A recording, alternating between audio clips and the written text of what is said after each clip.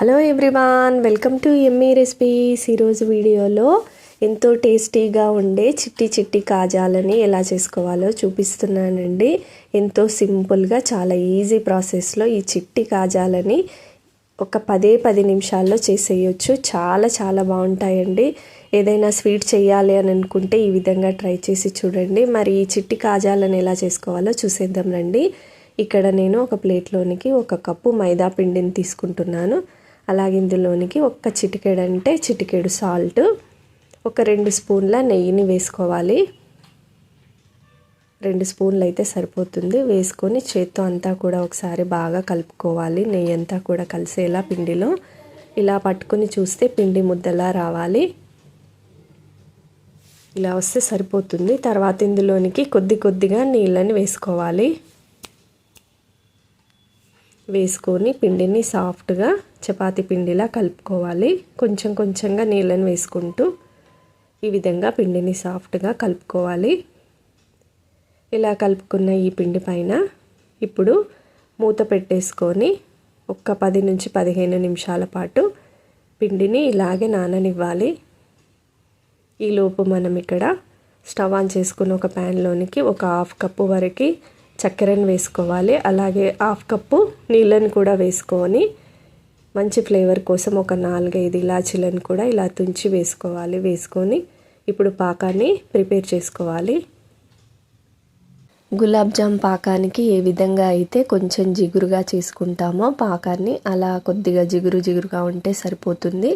ఇప్పుడు ఈ పాకంలోనికి కొద్దిగా నిమ్మరసాన్ని కూడా వేసుకొని ఒక్కసారి అంతా కూడా కలుపుకొని స్టవ్ ఆఫ్ చేసేసుకోవాలి. నిమ్మరసం వేయడం వల్ల పాకం గట్టిగా కాకుండా ఉంటుంది. తర్వాత కలిపి పెట్టుకున్న పిండి ముద్దను తీసుకొని చపాతీలా చేసుకోవాలి. ఎంత సన్నగా వీలైతే అంత సన్నగా మనం చపాతీని ఏ విధంగా అయితే చేసుకుంటామో ఆ విధంగా చేసుకొని దీనిపైన కొద్దిగా నెయ్యి రాసుకోవాలి. రాసుకొని పైన కొంచెం పొడిపిండి కూడా వేసేసుకొని అంతా కూడా ఈవెన్గా స్ప్రెడ్ చేసుకొని నెమ్మదిగా ఇక్కడ చూపిస్తున్నట్టుగా రోల్ చేసుకోవాలి.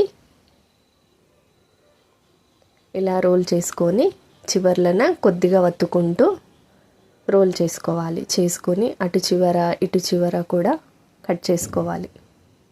కట్ చేసుకొని ఇప్పుడు చిన్న పీసెస్లా కట్ చేసుకోవాలి. ఇక్కడ చూపిస్తున్నట్టుగా కాజాల్లా కట్ చేసి తీసుకోవాలి. ఇక్కడ లేయర్గా చక్కగా వస్తాయి. ఈ విధంగా ఒక్కసారి ఒక వేలితో ఇలా కొద్దిగా ప్రెస్ చేసేసుకొని తీసుకోవాలి. అన్నింటినీ కూడా ఇదే విధంగా ప్రిపేర్ చేసుకొని ప్లేట్లోకి తీసుకొని ఆరిపోకుండా మూత పెట్టేసుకోవాలి. మిగతా అన్నీ కూడా ఇదే విధంగా చేసి తీసుకున్నాను నేను. ఇప్పుడు స్టవ్ ఆన్ చేసుకొని డీప్ ఫ్రైకి సరిపడినంత ఆయిల్ వేసుకోవాలి. ఒక ప్యాన్లో ఆయిల్ మీడియం హీట్లో ఉన్నప్పుడే ఈ కాజాలన్నింటినీ వేసేసుకోవాలి.